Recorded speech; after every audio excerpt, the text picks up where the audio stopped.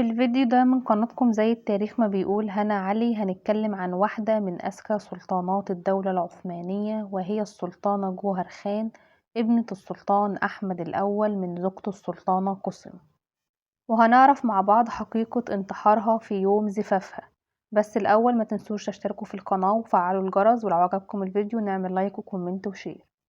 اتولدت جوهر خان سلطان في عام 1608 في القسطنطينية، واتقال إن يوم ولادتها لم يكن سعيدا بالمرة، وعمت الاضطرابات في أجواء القصر، وده لأن والدتها السلطانة قسم ما أنجبتش للمرة التالتة أمير ذكر لزوجها السلطان أحمد الأول. تعتبر جوهر خان سلطان من أنقى السلطانات، ولقبت بوردة الربيع. جمالها كان نقي جدا، وكانت بتمتلك بشرة بيضاء وعيناء كبيرتان لامعتان كاللؤلؤ، وشعر كستنائي اللون. صنفها المؤرخين إنها من أجمل بنات السلطان أحمد الأول بعد شقيقتها السلطانة فاطمة. تزوجت السلطانة جوهر خان 3 مرات.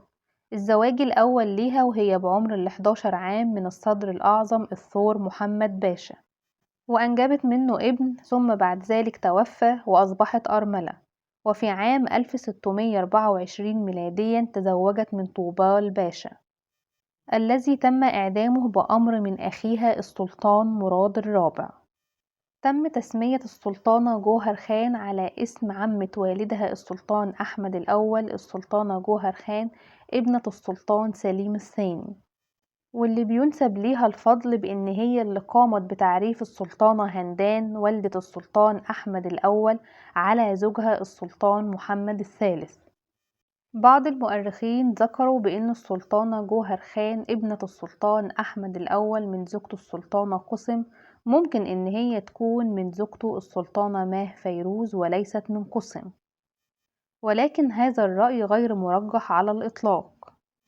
على الرغم من جمال السلطانة جوهر خان، ولكنها كانت أيضا ذات دهاء شديد، فأدت التحالفات القوية لشقيقاتها بنات السلطان أحمد الأول عائشة سلطان وفاطمة سلطان لنمو جذور الخبث والدهاء في داخلها.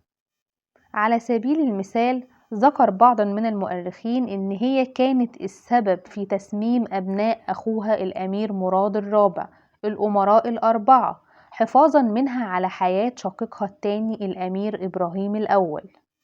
جوهر خان سلطان ربما كانت بعيدة عن السياسة قليلا، ولكن كانت ليها مؤامرات داخل القصر، وكانت بتتميز بالجمال والفطنة والذكاء الحاد، وكانت بتحب الشعر، واتقال إنها كانت بتقرأ أشعار والدها السلطان أحمد الأول وشقيقها السلطان مراد الرابع، وهذه الأشعار موجودة حتى وقتنا هذا في حجرتها داخل قصر طوب كابي. بالنسبة لوفاتها، فإن السلطانة جوهر خان توفت في عام 1660 بعد 3 أعوام بالضبط من وفاة شقيقتها السلطانة عائشة.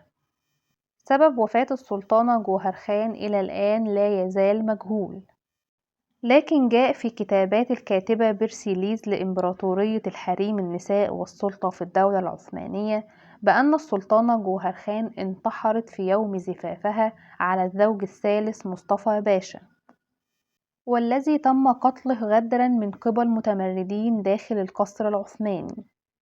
توفت السلطانة جوهر خان في عام 1660، وتم دفنها في ضريح أبيها السلطان أحمد الأول.